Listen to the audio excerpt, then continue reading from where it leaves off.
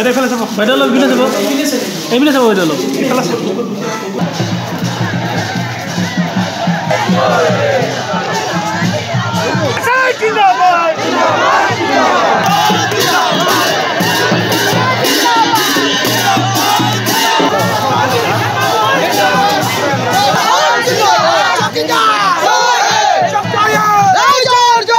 আজি আমাক প্ৰতিদ্বন্দ্বী প্ৰাৰ্থীয়ে যিবোৰ মন্তব্য দিছে বহু লাখ ভোটত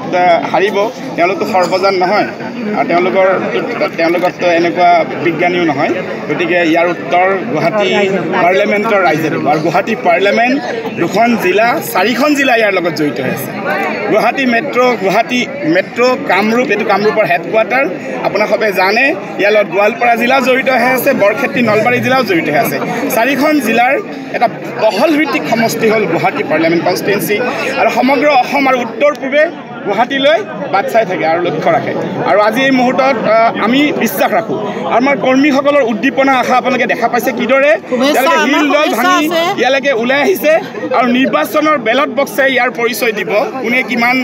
লাখ ভোটত কোনে জয় হ'ব কোনে পৰাজয় হ'ব কিন্তু আমি যে এইবাৰ লালকিল্লা দখল কৰিম এইটো খাটাং